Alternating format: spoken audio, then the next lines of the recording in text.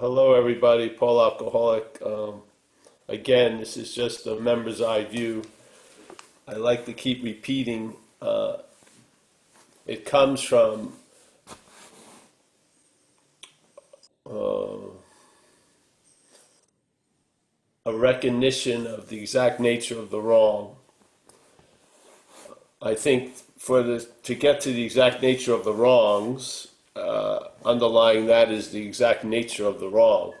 And the humble invitation is that the mental state is dominant. As we say in recovery, the problem resides in the mind. The mental state seems to be quite dominant in our experience and narrative of this life. And that mental state is in the act of being identified as a thing, and not more so than just the thing being the body, but being the owner of a lot of activities that it really has very little to do with. So thinking it's the doer, the feeler, the seer, the hearer, the taster, the toucher, the smeller, the thinker. All this, to me, is a certain assumption that self-centeredness is based on. And what an alcoholic or a real addict is a case of extreme self-centeredness. So I believe what alcoholism does, it irritates or creates a flare-up of the original dis-ease, which is identification as self. That's just humbly how I see it. And I found that the way I read a statement on page 64 in the big book, which is I read it in English, and I feel like I understand the wording, where it's very clear that Bill W. is separating self from us. Not separating, he's telling the truth, that there's being convinced that self manifested in a lot of different ways, and we can attest to that, is what has defeated us. We will now look at its self's common manifestations. And then the next paragraph is resentment. So basically, this is one way of looking at the fourth step, and basically applying that way of looking at the fourth step to every other step. And that is being convinced, believing with certainty, that self manifested in various ways is what has defeated us. So we are us, like all these squares would comprise us, and then all these squares may be infected by the same foreign pathogen, self, let's say. Yeah, so we have all these distinct squares with distinct appearances in them, yet there's one overriding condition being unnoticed, let's say, which is the predominance of self in the square. So basically every square seems to be infected by the same pathogen. And how is that? So what's the modus operandi of the pathogen? Obviously, convincing the host, all these different squares, that it's the host. So basically, each host is carrying, let's say, the same parasitical movement, unbeknownst to the host at this point. The host feels the irritability, restlessness, and discontentment that it produces. It feels it deals with by either denying or facing up to the consequences of being driven by this parasite. It feels the incomprehensible, demoralized, pitiful state that sometimes it brings it to, but it's not seeing the act of being identified as it. Yeah.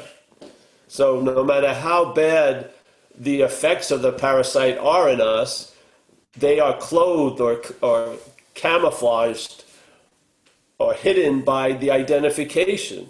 So we can't entertain being free from it because we're identified as it. It's just, I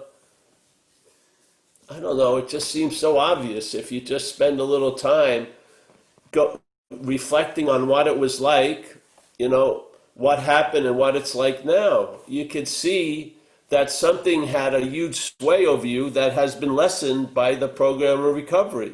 So now your obsession or your compulsion of self by self as self at least has changed. And maybe by seeing it simmer down, you can really get to the causes and the conditions. I feel that's the possibility that the program offers. So this whole idea of other was pivotal for me. It was pivotal. It changed everything. I saw the word self and I got it, you know. And I remember I had to speak at a new meeting up north of where I live. And I went there and I shared like all the other times I've shared without knowing what I was going to say or what was going to happen. And that meeting was the first time the idea of the parasite was shared. I shared it as an imagery because it was so clear to me that something had taken me over and had been using me all these years. And I wasn't aware of it, yeah? Like it says on page 53 about the faith, without knowing it. Without knowing it, something had taken me over in a way and was using me, yeah?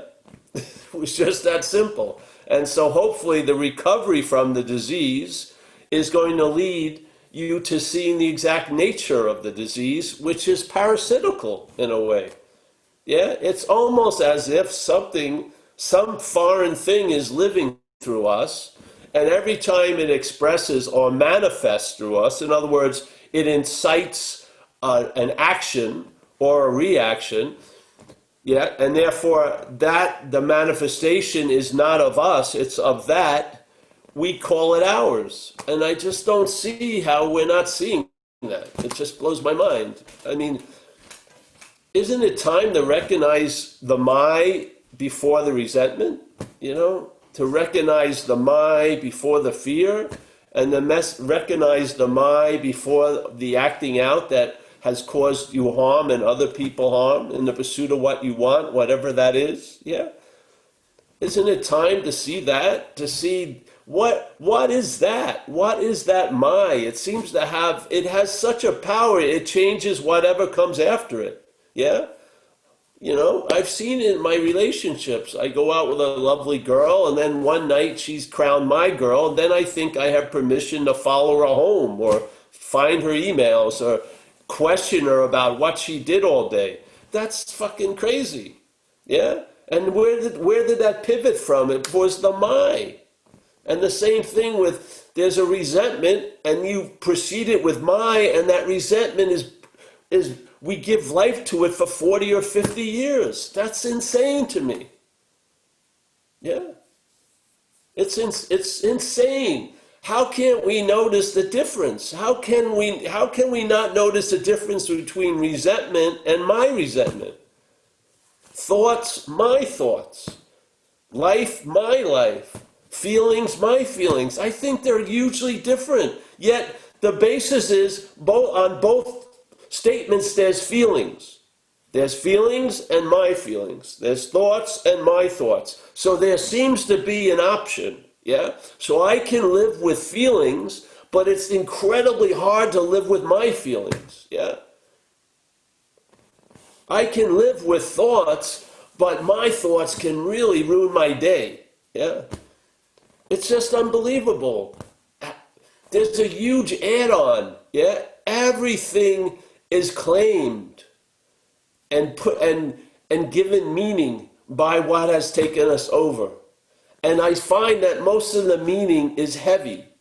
And then we're way down. It's like that old example of you have to travel every day 20 miles, and you put on a backpack, and the difference would be what's in the backpack. If you have 100 pounds, the trip's going to be much more of a drag than if it's 5 pounds. And you know what? If you're walking around with 100 pounds day in and day out, you think that's the norm. You never even look into the backpack to maybe I can lighten the load. And the funny thing is, when you do look in the backpack to lighten the load, that even makes it more heavy. Because we run into the statement, self can't get out of self. When I try to travel lighter, it produces more heaviness. Yeah? I've got to admit the futility and the failedness of the system that seems to dominate me and submit myself to a program of recovery and allow another possibility what we may call a higher power or grace or whatever you want to call it, your innermost, to start having some influence in my life. But first, the influence of the parasite has to be put on pause, and that's the program of recovery, and that's the working steps, 4 through 9. You don't get to the exact nature of the wrong at step 0. You get to it through doing the work, yeah? And then the work reveals something to you. When I became responsible, it turned sooner or later into I'm accountable, and I saw I wasn't the one who did it. While I was denying I wasn't the one that did it, I felt like I was the one who did it completely. I came in AA, I let everything land on me, and it felt what it felt like, but it didn't kill me. I learned I could face life successfully. And then I also realized another phase entered, which is, hey, and I'm not that. Those behaviors weren't my behaviors. They were driven by something that had me that doesn't have me anymore. And therefore, the behaviors I exhibited when I was out there using, I'm not exhibiting now. Yeah? Not because of me getting better, but me getting relieved of the takeover. Yeah? The parasite was recognized as other. That's its weakness. Yeah? It needs us more than we need it. Yes?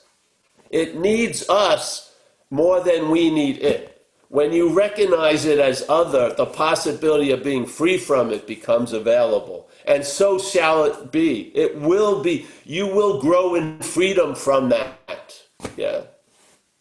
So, as long as I have a platform, I'm going to keep putting it out. Because this message verified itself by the relief I've experienced over the years, basically. That's its authority, is the relief that it's allowed to stabilize. Yeah, so I don't know. I was thinking maybe we could talk about page 84 or whatever, because I love, when you get into the pages 80 near step 9 and step 10, they describe some incredibly effects of being relieved from the parasite, which is we cease fighting anything or anyone, even alcohol. See, this is an observation of an effect that we didn't produce. It was produced in us, but we didn't produce it. So we're seeing an effect. Hey, I've realized I'm not fighting anything or anyone today, even alcohol. Fucking far out. Yeah? For by this time, what time? Now. By this time now, right now, sanity will have returned. Sanity concerning the insanity that precedes the first drink. Yeah? That has been neutralized. You now have a defense against the first drink. There's sanity instead of insanity that's preceding the first drink. And I'm telling you, the insanity is usually wearing the cloak of my somewhere. My. Yeah. We will seldom be interested in liquor. Fucking far out. If tempted, we recoil from it as from a hot flame. This isn't an order for a military person to do. Next time you're tempted, recoil from it as if it was a hot flame. It's a reflection on an effect of the program. There's been a change, and this is one of the ways you notice the change, because you seldom are interested in liquor anymore. And if tempted, we recoil from it as from a hot flame. Those aren't things we choose to do. Those are the effects of the recovery. If tempted, all right, we react sanely and normally. Wow. And we will find that this has happened automatically. This is the beauty of it. Yeah? It's happened automatically. We will see that our new attitude toward liquor has been given us without any thought or effort on our part. I don't see how you can see that as anything other than a reliance on a higher power program.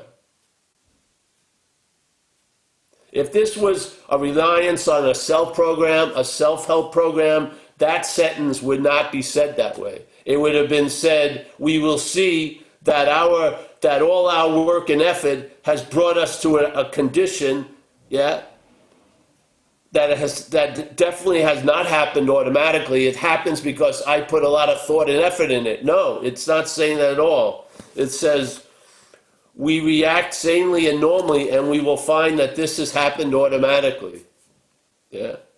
We will see that our new attitude toward look has been given us without any thought or effort on our part. Yeah. It just comes. That's the miracle of it. We are not fighting it, neither are we avoiding temptation. We feel as though we had been placed in a position of neutrality, safe and protected. I'm sure many of us have been in that place of neutrality for years. Yeah? Safe and protected. For years we've been in it. We feel as though we had been placed in a position of neutrality, safe and protected. We have not even sworn off. Instead, the problem has been removed. It does not exist for us. We are neither cocky nor are we afraid. We are relieved, really. That is our experience. That is how we react so long as we keep in fit spiritual condition. And when you see that you're not a mental condition, that's the spiritual condition. Yeah. And the spiritual condition is pretty fucking fit. The spiritual condition doesn't have to work out. It's always the same infinite bright condition. It's us that play the role of the aperture, that shield the sunlight of the spirit from us or not recognizing it as us. Yeah. So, yeah, whatever anyone wants to speak about.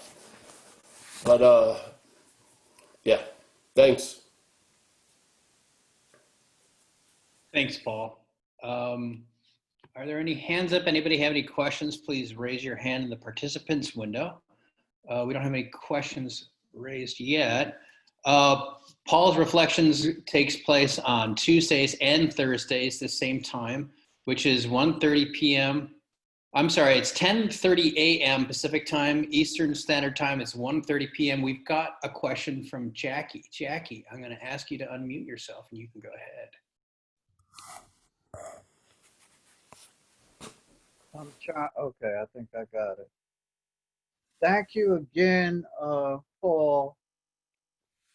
I really appreciate you helping me to ride this life a little lighter. Well, a lot lighter, actually.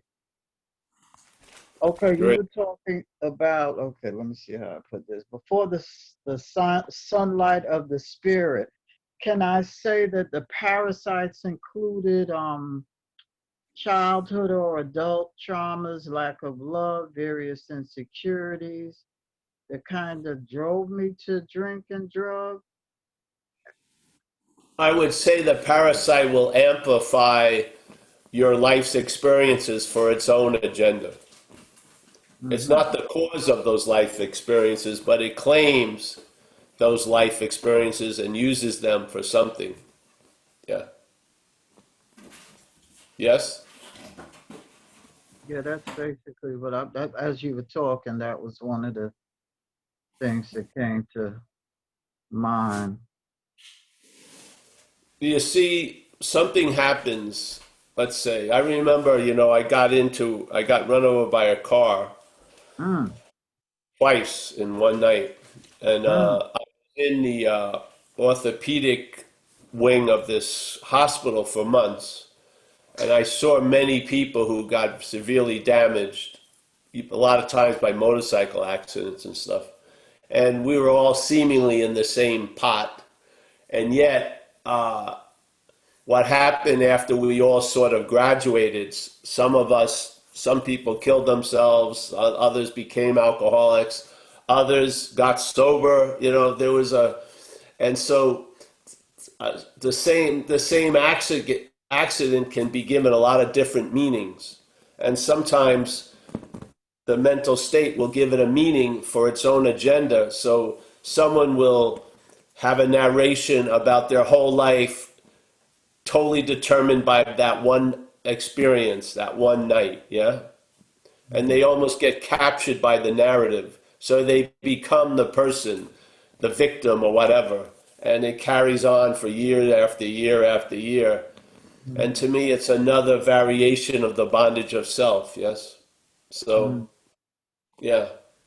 So I'm not saying the parasite, it's just an imagery, but all I know is whatever happens, this parasite movement will claim it to be the one it happened to, and it will use that, what happened, for its own agenda. Yeah? And uh, yeah, that's all. So in your case, you used the big book to assist you in getting to where you are now.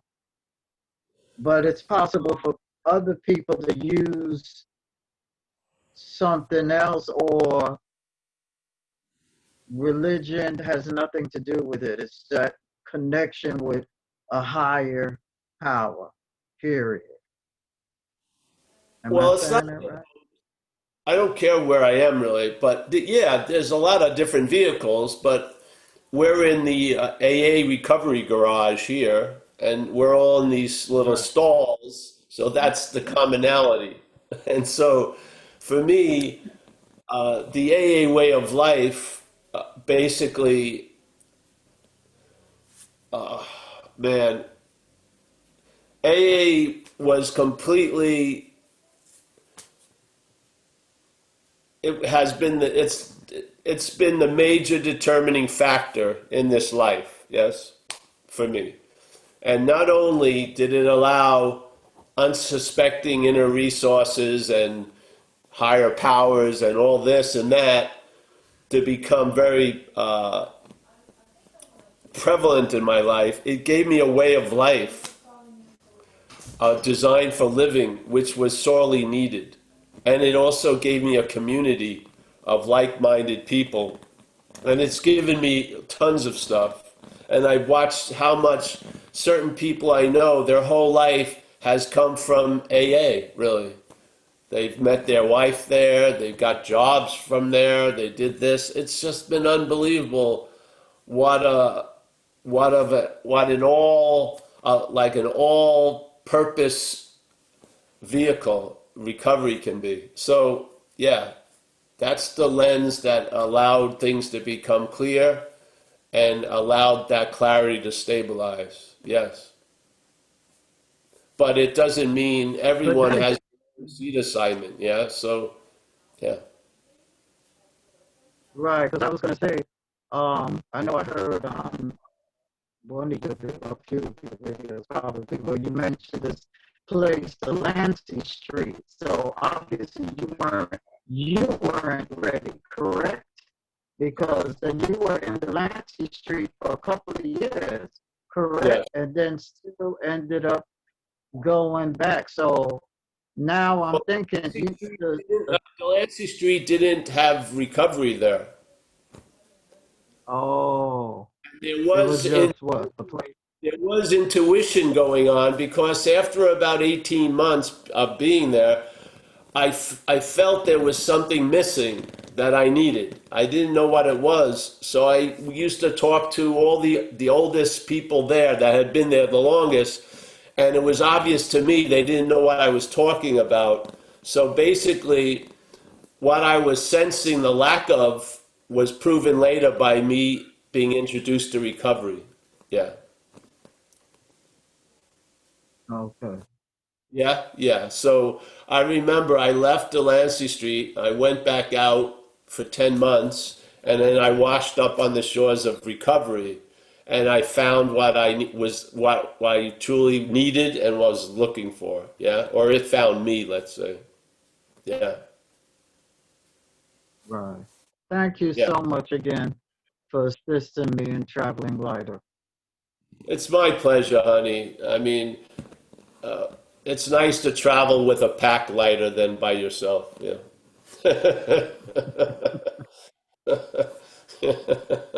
Yeah. Thanks, Jake. Thanks, Paul. The next question is from Jacob. Jacob, I'm going to ask you to unmute yourself, and then you can ask your question.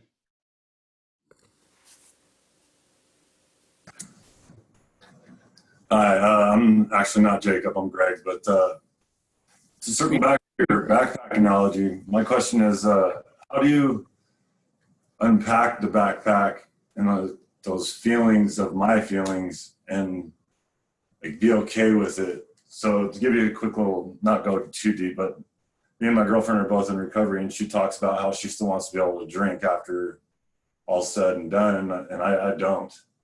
And I know like there's the feelings and then there's my feelings, and my feelings are like, fuck that. I don't want to, look where that got us before. And like, it kind of upsets me quite a bit that she still wants to be able to drink.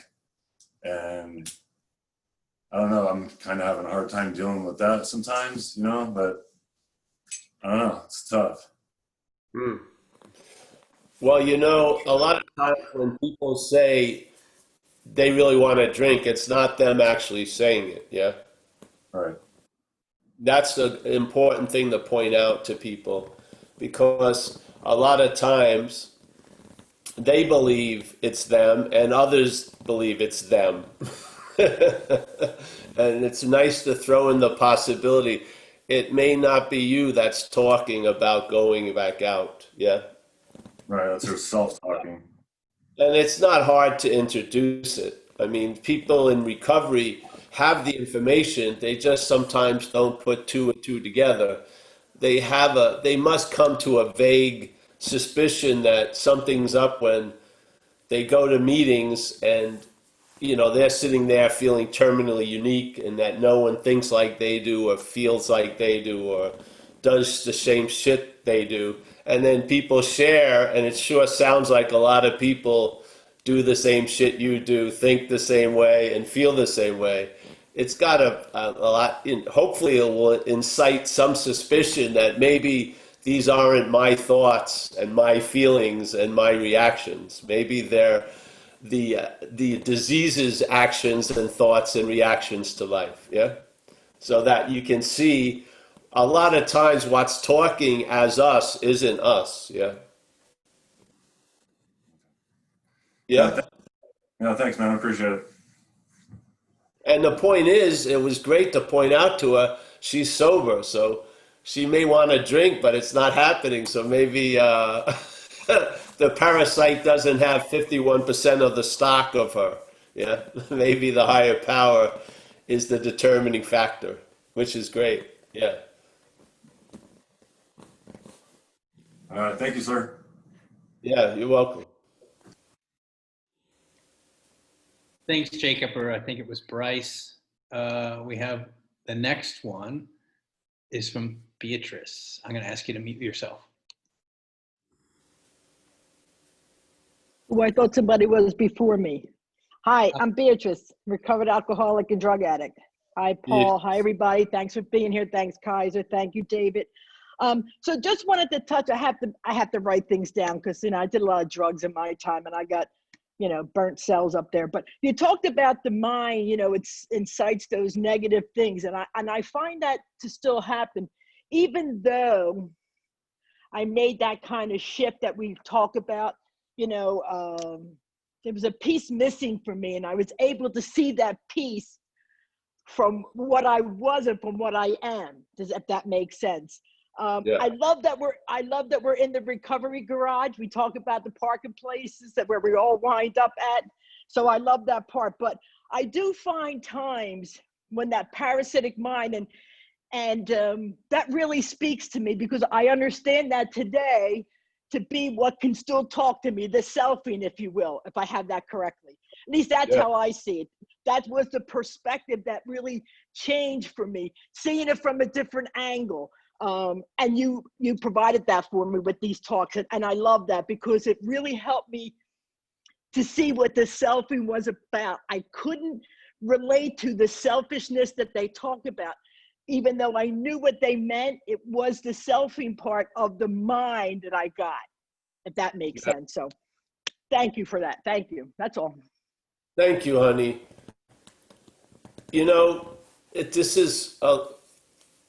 the disease, if you want to call it that, or the parasite talks to us as us, and it also talks to others as us.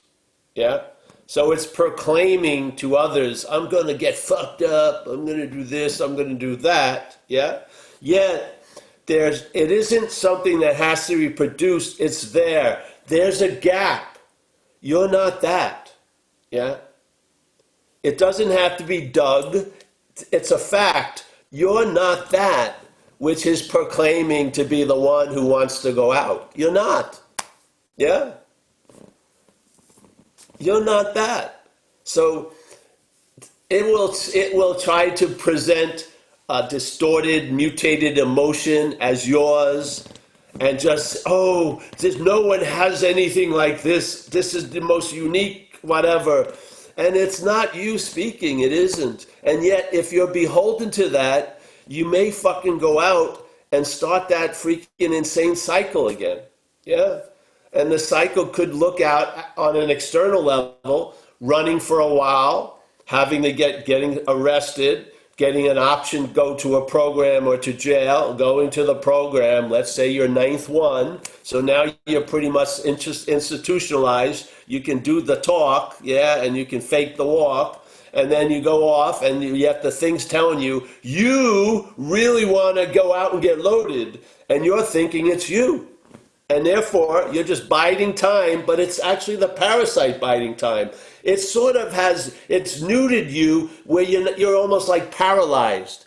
And so it's taken over, and you're just sitting there numb, and it's doing all this yapping. Oh, yeah, I'm going to act like I'm here and I'm serious, but as soon as I can fucking get out or get loaded in the program, and then you're out again, and so on, and it goes on, unbeknownst to you forever, that what was presenting itself as you, fucking running around there as you, ain't you. You've been dragged into incomprehensible, pitiful demoralization. You've been dragged in there. Who the hell ever wants to arrive there? No one. You've got to be driven to it. Yeah?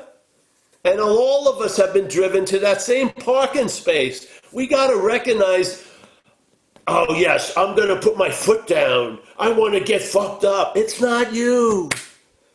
You're fucking planting your flag in a fucking foreign soil.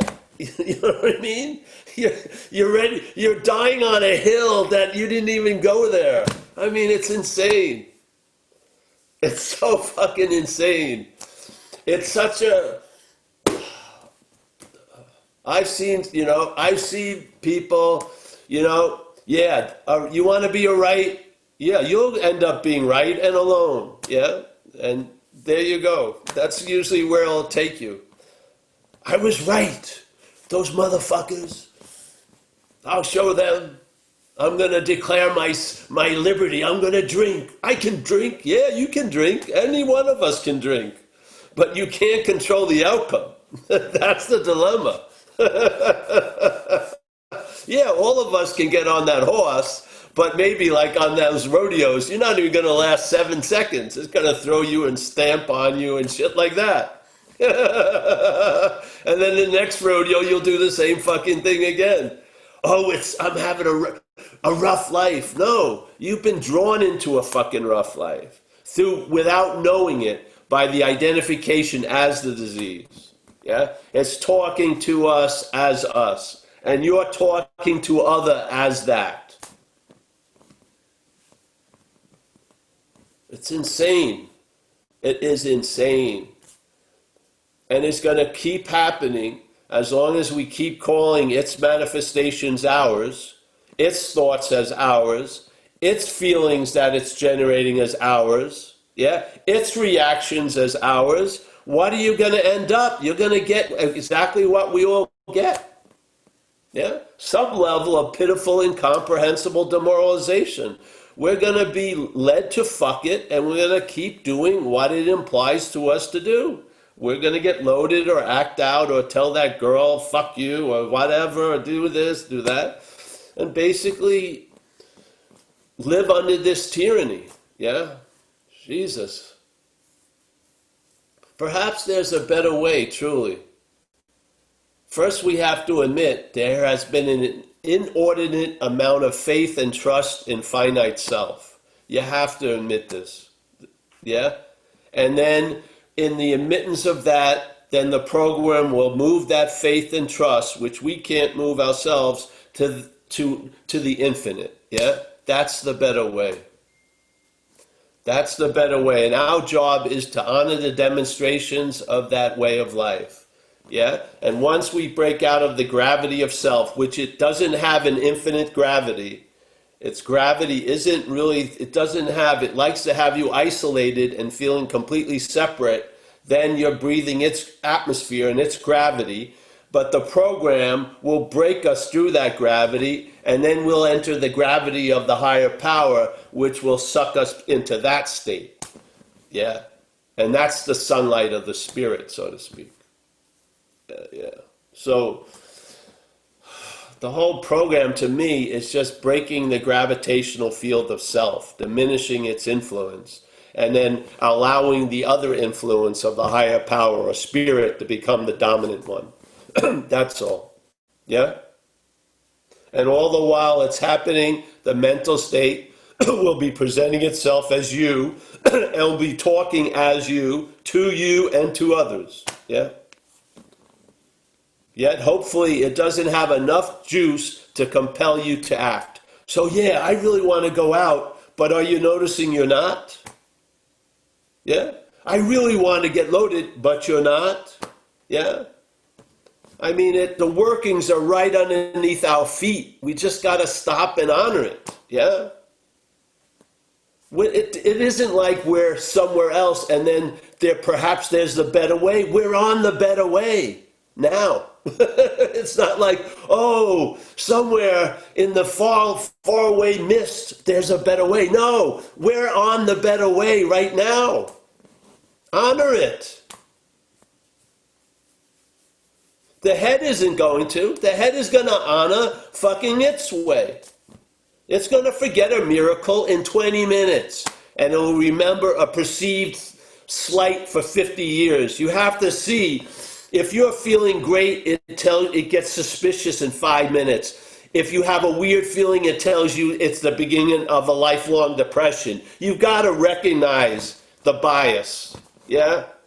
How can you be feeling really great and then be in hell in 3 minutes? That's suspicious, yeah? How could it change that dramatically? This is the head. Yeah? And it resides there. The problem resides there. It speaks to us as us through the narration of thoughts and through the interpretation of events and futures and past and all this bullshit and memories, yeah? Every mental process is infected with it. That's why there's no mental defense against the first drink. The mental state has been taken over. We need another possibility. Our solution is not from or of the problem. Yeah.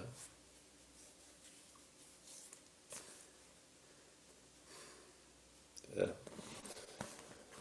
You know, a lot of times I learned a lot in recovery, and I learned to recognize when I may be involved in a performing, I may be keeping someone from their bottom, which is the greatest fucking thing for them.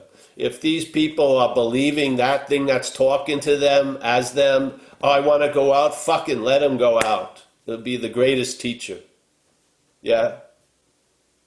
Perhaps there's an easier, softer way, but usually we like to get our asses kicked completely, so there you go. Yeah? If someone keeps telling me they want to go out, fucking go out. You know what I mean? What is this, a threat or something? Go out, yeah? I used to see it in this program, Delancey Street. Delancey Street, I lived there 2 years. And they knew how to run a tight ship. You could not threaten violence. You couldn't do anything there. So when you got a resentment or something, you were supposed to put it in a box and put the name of the person you wanted to meet, and they'd set up these things they called games, which was like attack therapy. but I used to watch people on the floor and they'd have a resentment cooking. And then the resentment, the disease would tell them, I'm going to leave. And then they'd walk out the glass door. And as soon as they got out the glass door, they realized they have no fucking money, the buses aren't running, and they can't go back in. Oh, Jesus Christ. I'm going to show them. Then they turn around, they realize what happened. Something was talking to them that wasn't them. And then it's them when it gets outside the door. What the fuck? There goes 12 months. I got nothing to show for it, and I can't even get back in the program. That was a winning move.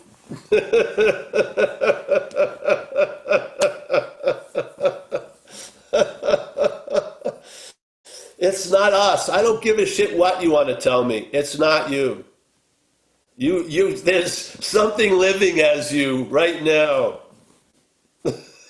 It can't live. It can narrate. It can pontificate. It can blame. It can see threats that aren't there, but it doesn't communicate.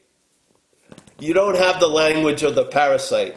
The only language the parasite respects is a greater parasite. I mean, a greater power. That's all it is. And so AA allows a greater power to come into the mix, and the lower power is put in place. That's basically what happens. Yeah? So. All right? Yeah. Thanks, Beatrice. Always a pleasure. Yeah. I like when the light goes on and it stays on. It's very nice. It's good. You don't have to pay the electric bill. It's all solar power.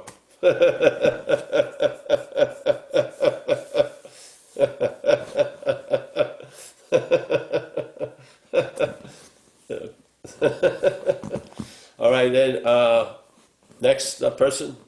Thanks, Beatrice. Thanks, Paul. The next question comes from Rob KY. I think that's Rob from Kentucky. I'm going to ask you to unmute yourself. I'm Rob, alcoholic, doping too.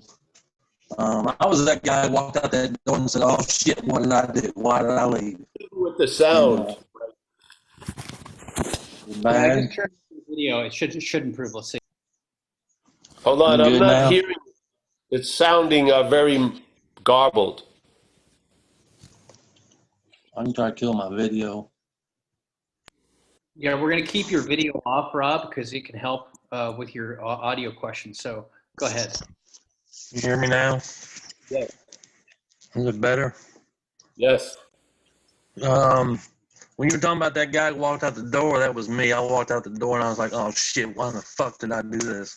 And, and I went on another run. I got a long history in AA. I've been around a long time.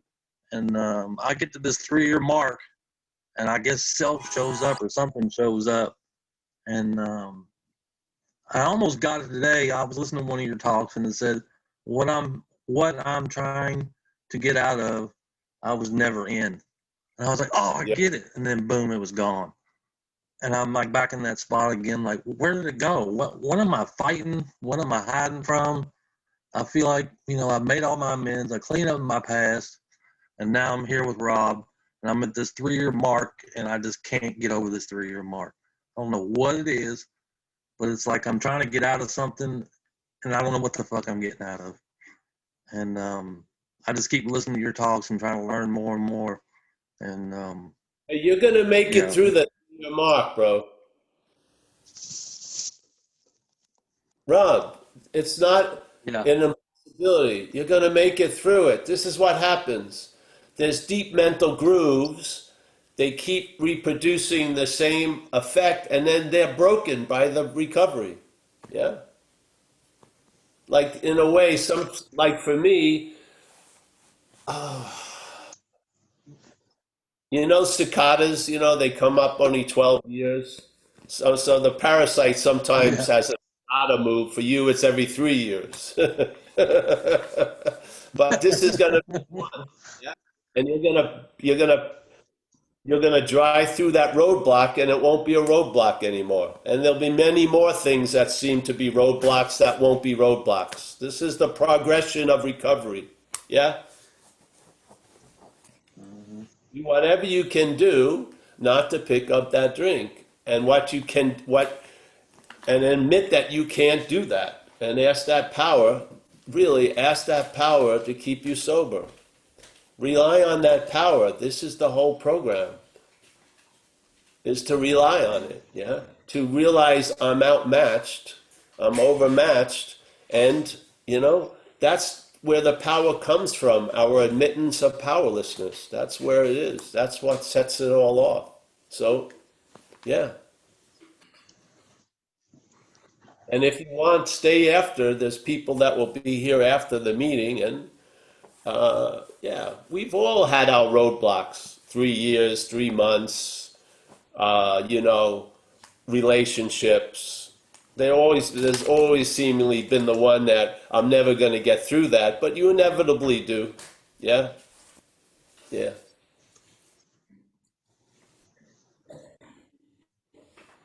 So please stay, Rob, afterwards if you like. There's a lot of people that can talk to you. And then if you ask Mike if he's there, he can give you my number if you want to call me. Yeah? Yeah, sounds good. Yeah. Seriously. He'll give you my number. I don't want to give everyone my number right now.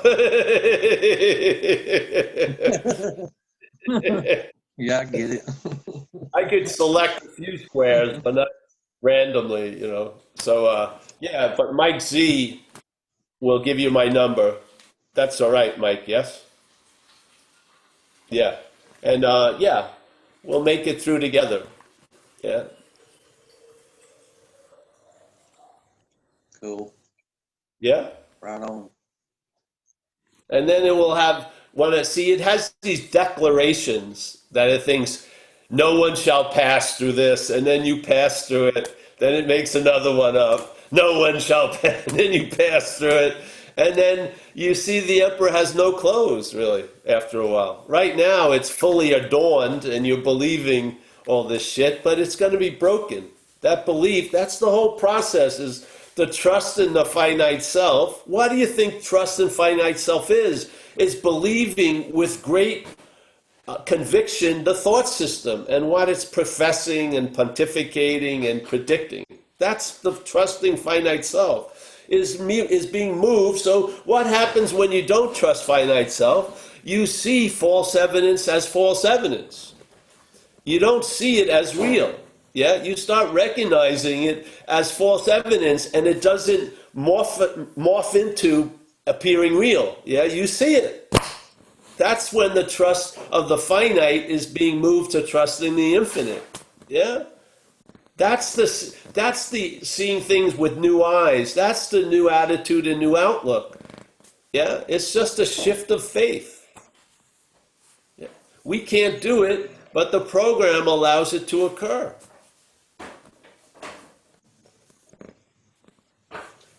People always do that. Well, let's say if my grandmother dies on my birthday, January 25th, I'm definitely going to get drunk. Definitely. You know what I mean? It's like the death throes of a dying parasite. It keeps throwing out its hook. There's absolutely no bait on it anymore. You see the cold ironness of it. It throws its hooks out and it's still trying to pull you in. Oh yeah.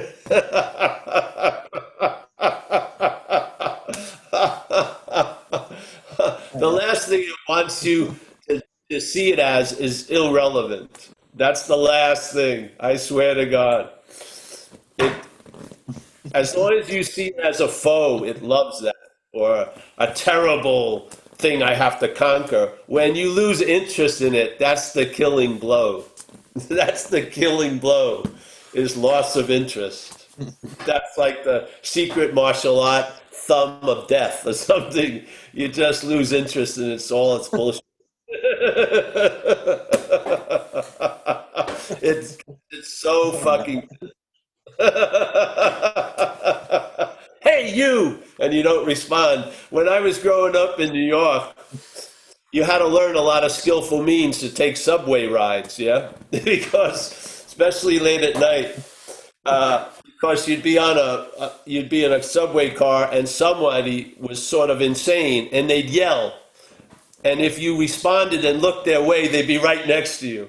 So they'd be going, "Hey, you!" And you just don't look. But if you look, if your eyes meet, they're right next to you. They get off at the same stop. They try to walk with you for a while. But as long as you don't get the "Hey, you," you're fine. This is the loss of interest. Yes. Because they will go to try to get someone else. You would go to the next guy. "Hey, you!" You know.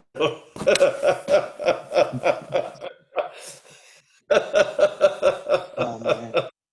I mean, I lost so many shoes in New York City because all you did in the subway is look at other people's shoes. You never didn't want to make eye contact because you don't know what the fuck was going to happen.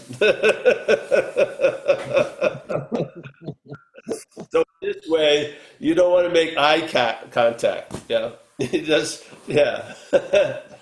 It's false evidence. I Is learned hey that one you. in jail. It's false evidence is hey you, and it appearing real to you is when you look. That's it. The hey you is the false evidence. When it appears real, it's you looking at it. Yes, there you go. Yeah, that's our role. That's our role. Yeah. The only way false evidence can appear real is if it appears real to us. That's the only way. We are reality. We are it. We're giving meaning to things. Things aren't giving meaning to us. We're giving meaning to things.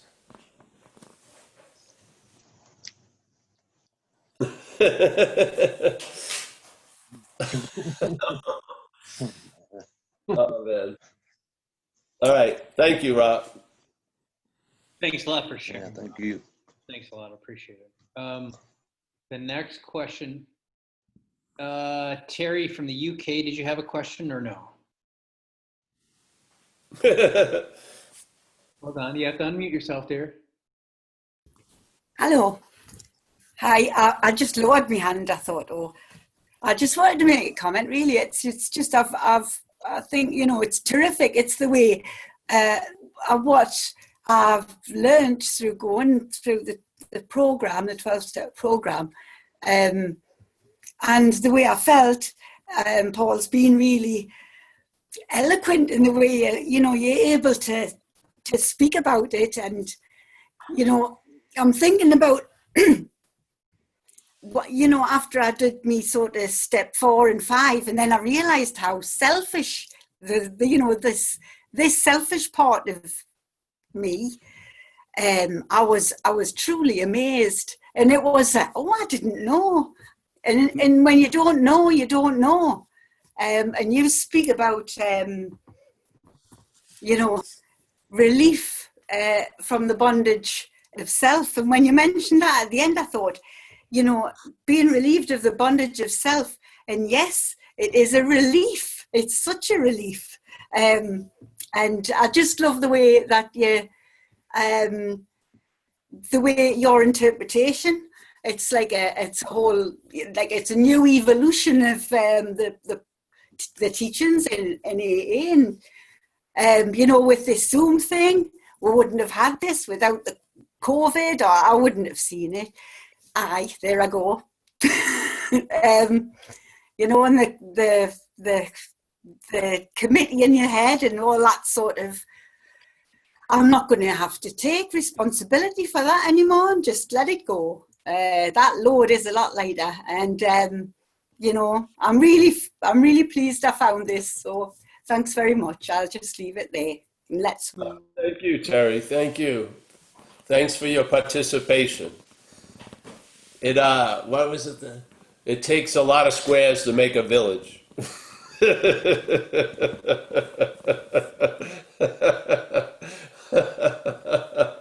We got some interesting squares here. I'm pretty square. Yeah, yes. I mean, you have to see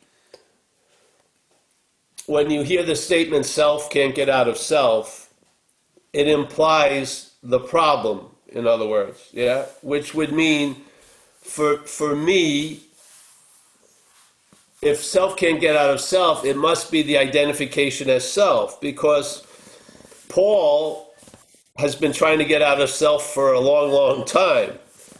Paul didn't know it was self, seemingly. So from Paul's point of view, it makes complete sense to try to get out of self. But it didn't realize that it's identified as self and it's calling it Paul. Yeah? It's maybe identified self as self, but it hasn't identified Paul as self. It didn't see that little aspect, which is the dominant one. Yeah? So I get caught in the net of self trying to get out of self, and I keep wondering why it's not working, because I'm holding it as Paul. I'm not holding it as self trying to get out of self. So to me, the root of the problem is the act of being identified as self, obviously. Yeah? It's nice to know, so that maybe you can start recognize the difference between us and self. Yeah? Instead of recognizing all us as self, I would rather just see the difference. Yeah? Yeah. And the difference is amazing. I'm telling you, the difference between thought and my thought is incredibly. I mean, if you had a scale and you weighed every thought during a day, and then the next day you weighed every thought accompanied by the weight difference would be unbelievable. Lends so much heaviness to whatever comes after it, you know. And that is really the act of being identified as self. That's how it's giving meaning to things. Yeah? And it's given a meaning to us that has seriously constricted our ability to entertain possibilities. It has. Because it's put every possibility that it gives us to entertain into time. So basically, I'm never okay, but I'm hoping I will be okay. Yeah? And even the hope that I will be okay makes it even worse when I'm thinking I'm okay now. So it's really a double whammy. So if you look at some of the statements in AA, it's implying the exact nature of the wrong. You have to see that. Because self can't get out of self is really describing Paul, Mary, Beatrice, Terry getting out of self. It's capturing that Paul, Mary, Terry, and Bill weren't Paul, Mary, Terry, and Bill. They were actually dominated by self. And that's why Paul, Mary, Bill, and Beatrice can't get out of self, because it's self trying to get out of self. Unbeknownst to Bill, Mary, Terry, and... Yes? I mean, obviously, look, I don't see how you could come to any other conclusion. But hey, maybe you can. But yeah, so basically, wait a minute. What I'm taking to be Paul isn't really Paul. It's a mental image called self, yeah? That will actually identify and question its reflection as another self. Yeah? But assuming it to be Paul. So now Paul is learning about self, and it doesn't realize it's actually captured by the statement, self-knowledge avails you nothing. You're wondering why Paul has acquired a lot of knowledge about self. No, it's been self acquiring knowledge about self, and it's availing you fucking nothing. Yeah? All the while, your story is Paul is learning about self. It isn't. It's self claiming the knowledge of self. That's self-knowledge. Now, knowledge of self is valuable. Self-knowledge has no value. You see the difference? When you have knowledge of self, and I don't mean the first one, I mean the second one, Paul, when you see that Paul isn't Paul, that's valuable as hell. Yeah, that truly is. Then you start recognizing, hey, maybe I'm a spiritual condition. Why am I trying to force one? I am one. Yeah? And therefore, being a spiritual condition would be the highest form of maintaining a spiritual condition, yes? Which is the basis of our daily reprieve. So now you can be, now that relief can stabilize. You can have a stabilized, the problem doesn't exist for me, which is a damn good point of view. It really is. But it's premised on the problem doesn't exist as me. You've recognized, yes? Now the problem, you can have the experience, the problem doesn't exist for you, can stabilize, not because of you, but because you've recognized the problem doesn't exist as me. Yes? Aha! Yeah. And I hope it is an evolution. I believe there is another wave in recovery. I believe there's another wave. I believe, yeah, all the shit you've been denying and avoiding, you finally tell the truth about, and that's not the end of it. There's another truth about the truth. You're not that. Yeah? So you become responsible to realize you are accountable. You're not responsible. When I got loaded, I was going to do anything to anybody. Yeah, there was no choice or volition. Oh, maybe I won't do that. No, there was no reflection or let me take a pause. It was just a fucking rabid activity, insatiable, trying to get what it thought was going to give it a feeling of okayness. Yeah, be it drugs, sex, whatever it was.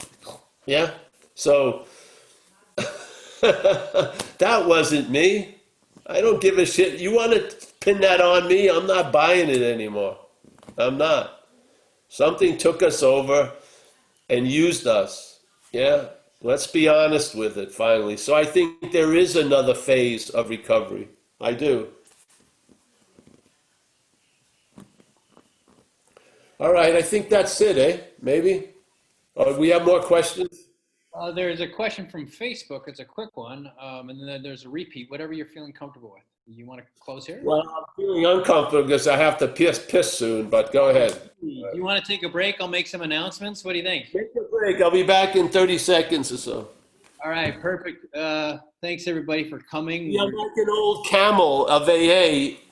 I could hold it for an hour, but these are going longer than an hour. So it's just longer than a meeting used to go. So Paul does his reflections in the 12 steps Tuesdays and Thursdays at 10:30 a.m. Pacific time, 1:30 p.m. in the East Coast of the United States, and then 6:30 p.m. in the UK. He also does 2 non-duality discussions, the same thing as this. It's very similar, except it's not focusing on the 12 steps. A lot of crossover. That is on Wednesdays. That was last night at 7 p.m. Pacific Standard Time, 10 p.m. On the Eastern. And then for UK listeners, you can set your alarm for 3 a.m. And then on Saturday, he does the second non-duality a week, which is at, let's see, I think it's at 9:30 a.m. or p.m. I didn't actually look. But anyway, it's 1:30 p.m. Pacific Standard Time, 4:30 p.m. in the East. Yeah, and then go to zenbitchlab.com to find out all his books and find out more about him. I don't know, I could sing for you for a little bit. Not very good singer. Why don't we all have a moment of silence and I'll figure out something else to talk about. That this is not an AA meeting. It is being broadcast live on Facebook. Go to, I believe the website is AA's meetings global list. There are a lot of AA meetings throughout the, actually throughout the globe. And I'm going to shut up now. Well, I can ask the next question. All right, Paul, the next question comes from Facebook, a woman named Stephanie, and she asks, how can I travel lighter when I have a diagnosis that is unfavorable? False evidence appearing real feels very confusing to me with my diagnosis. Say that again. Okay, it says, how can I travel lighter when I have a diagnosis that is unfavorable? False evidence appearing real feels confusing to me with my diagnosis. And she doesn't state what diagnosis that is. So it could be physical or it could be something I don't know. All right, so the diagnosis is happening, yes? The traveling lighter isn't based on that it doesn't happen. Yeah? The traveling lighter is you basically can travel lighter with whatever's going to happen. Yeah? It isn't about, it's not a, traveling lighter isn't conditional, or hopefully it's not going to end up conditional. Yes? So I'm not just traveling lighter when everything's going great. It's traveling lighter means you travel lighter through whatever happens. It does, and some of that may be a heavy traveling, but it'll be lighter than it used to be. Yes?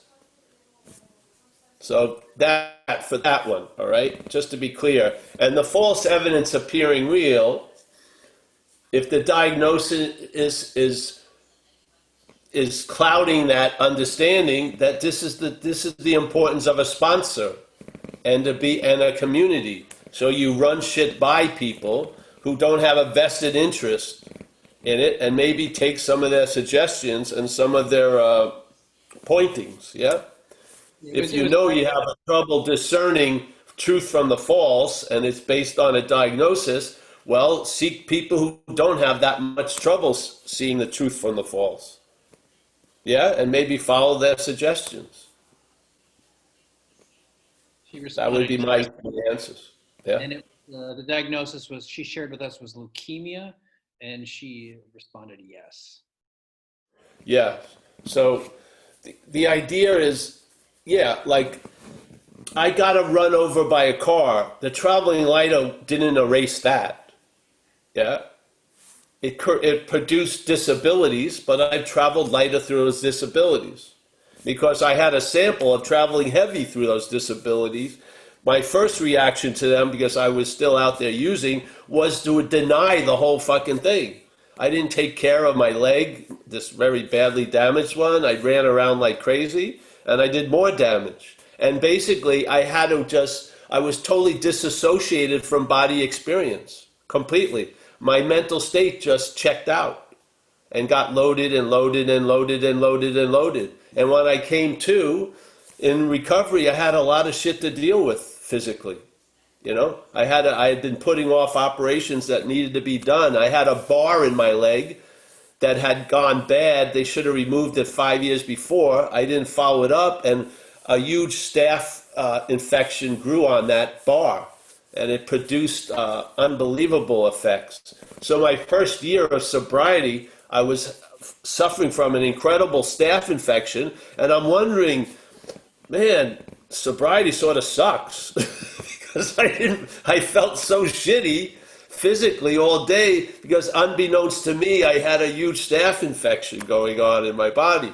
So what happened is I didn't get a get out of jail free card. I just learned how to travel lighter through shit. Now, I didn't learn it. I observed it I really had a feltness about turning my will and life over to the care of a higher power. I had a demonstration of surrender when I got struck sober that I've entertained ever since.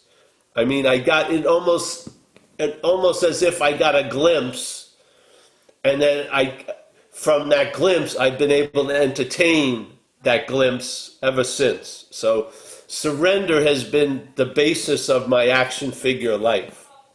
I've had sober assessments thrust upon me and was made very clear that I'm fucked and I'm not managerial quality.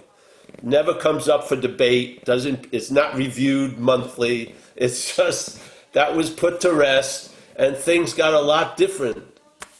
Yeah, and I've been able to travel lighter through a lot of shit that would have triggered a lot of other behaviors and reactions in the past. Yeah, so that's why I like the term traveling lighter. It's not like, oh, everything's great, I never have a problem. No, life happens still, but I travel lighter through it. And you don't know, people will say, well, there's a huge difference between 40 hours of suffering and 7 minutes of suffering.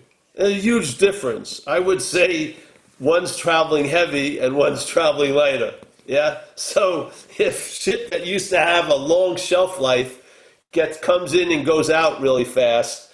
Man, that's the thing is, we're not really programmed for gratitude. We're not really programmed to see the joy of what's absent in our life. So some of us had to do gratitude lists to sort of teach ourselves, or I used to have use this little statement. When anything ever happened to me that was good, the first few years, I'd say, thank you, God, that was more than enough. Because before it would be, fuck you, I want a bigger amount. So I just kept saying, thank you, God, this is more than enough. And it actually cultivated gratitude. It did. And after 5 years, I stopped using it because it had cultivated gratitude. Why do I want to keep cultivating? Gratitude can grow on its own. It's not like a lifetime cultivation. You cultivate it and then it grows. Yeah?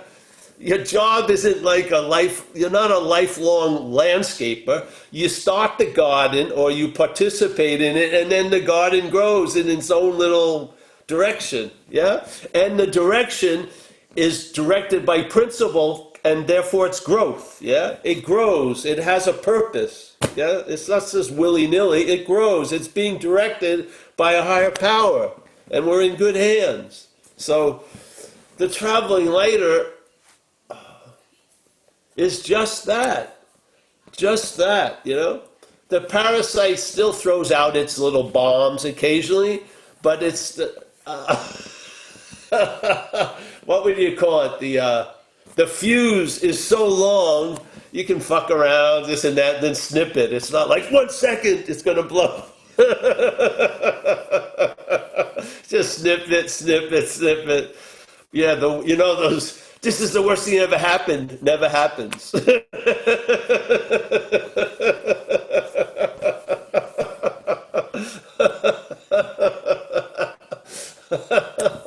It's funny. It's funny. So yeah, and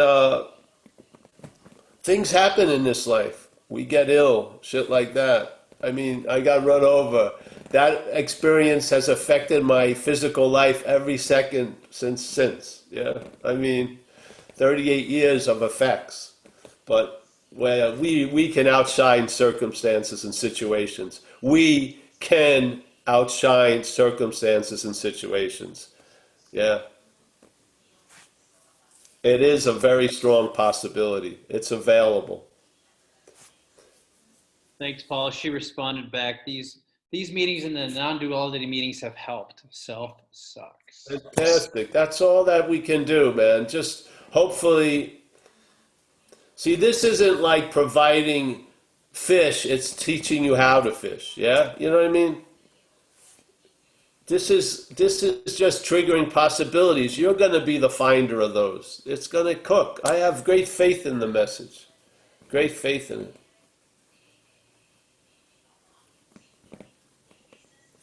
Anyone else, Kaiser? Jackie's got a repeat question if you got time for it. You ready? All right, Jackie. All right, here you go, Jackie. I asked you to unmute yourself. There you go. Yeah, okay. Okay, as you were talking earlier, you said if a person wants to go back out, let them go. And I Yeah, was not every concerned person. about, It's a case by case situation. right, But yes. right. See, but the person that's like I thought about the gentleman that asked a question earlier. Depending on the circumstance, the other person that wants to stay clean and doesn't want to drink has to come to, well, nobody has to do anything, but realize that he wants to save himself. So he's got to make some decisions, correct? Yeah, this is what Because happens. certain Yeah. things are triggers for people. Because certain things are triggers for people, places, and things. And if he so wants to stop drinking, he may have to consider making some adjustments to save himself. Yes, they may. Who knows? Everything is sort Okay. of a living event. You know, I had a girl, my first fairy princess in AA. Her name was Wendy. It was a relationship made in early sobriety. I had 6 months. She had 3 months. We were both incapable of having a viable relationship, but we gave it a good shot. And I was very fond of her, very, very fond of her. And she had for many years she had a very, she was very well respected. She wrote books on codependency. She helped a lot of people. It's very bright. And after about 21 years, she went back out. And as a secretary, she decided that she could have some wine and not tell anybody. And then the genie came out of the bottle, or came into her from the bottle, whatever. And for the next 8 years, she came in and out. Yeah. Now, I had a very strong connection with her, and it was unbelievable to watch and to hear about it. And after about 8 years, she overdosed and killed herself, basically, pills and alcohol. And I went to the funeral, and her daughters, sisters who I knew, and her parents who I had met,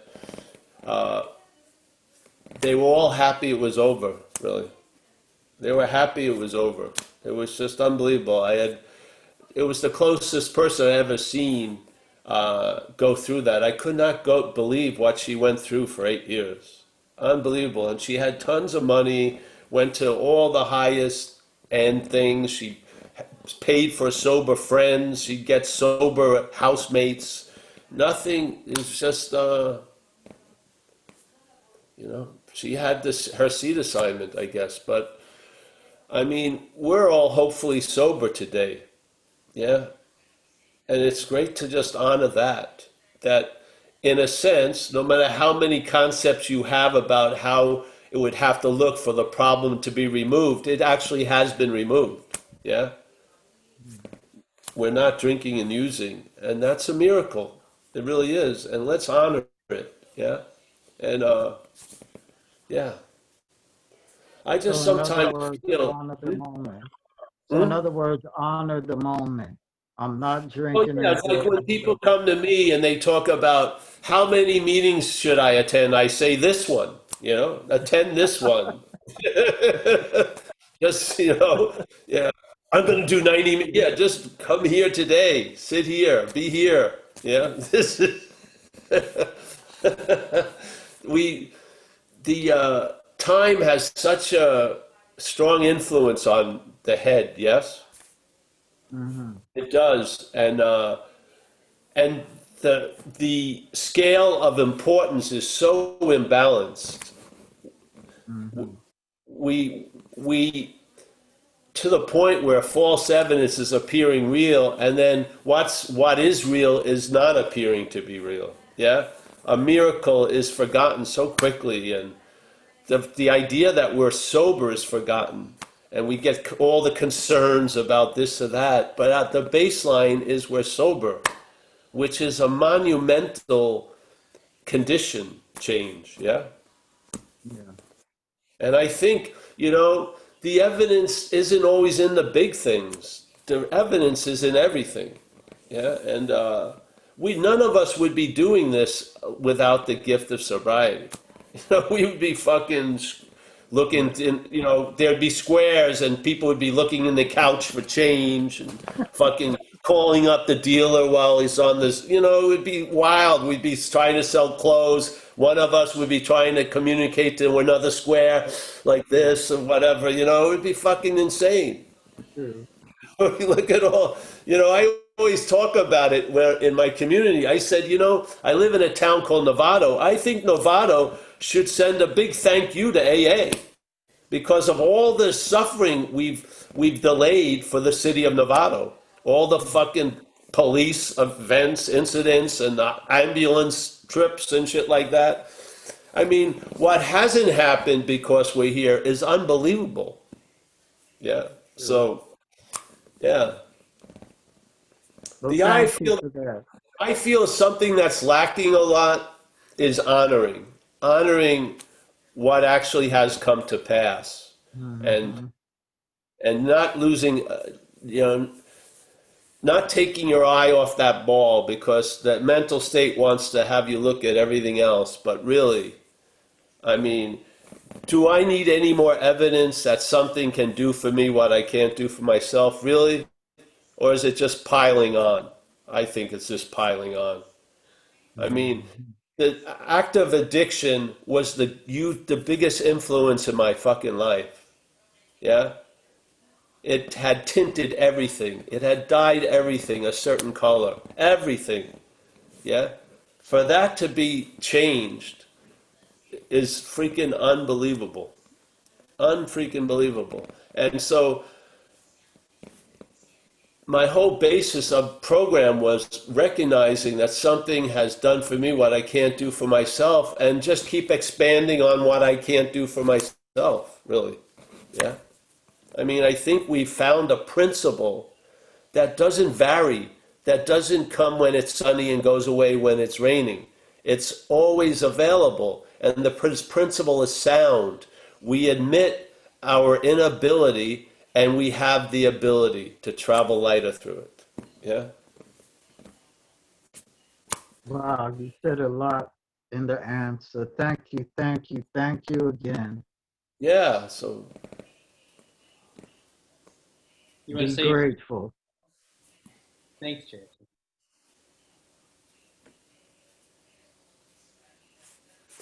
yeah, anyone else? No, that's it. You want to say your goodbyes?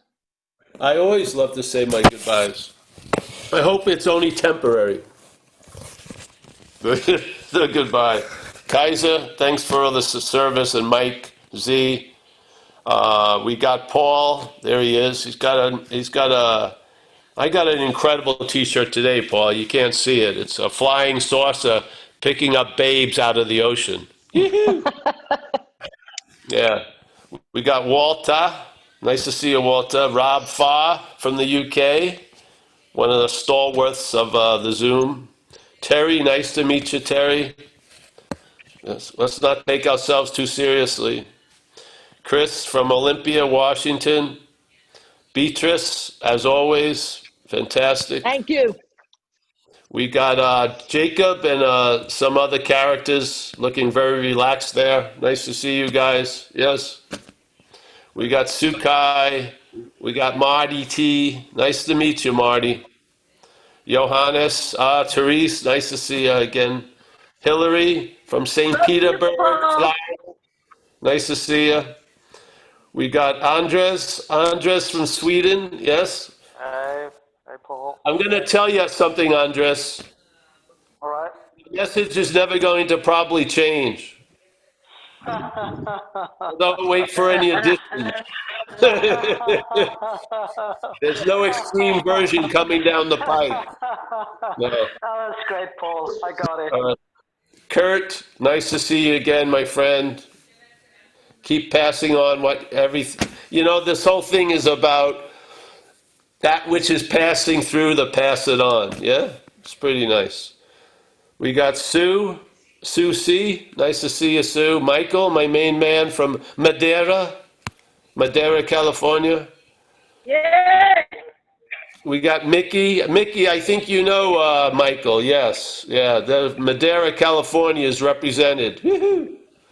We got Catherine from Maine. Is that Maine? Ah, Catherine, nice to see you. I once lived in a tent in Acadia National Park. The mosquitoes were huge there, monstrous things. All right, we got Drew. Drew, help. Nice to see you, Drew. Keep your arms on the wheel there. Keep your hands on the wheel there. Ellen. Rob from Kentucky. Jackie. Nice to see everybody. Yeah, and yeah, just a pleasure. Let's keep getting coming back, and I'll see you guys soon. Thank you, Paul. Yeah. Adios. Thanks, everybody. Thanks, Paul. All right. Thanks, Paul. Bye. Thank you, everyone. everybody. Thanks, Good night. Kaiser. Bye. Thank you.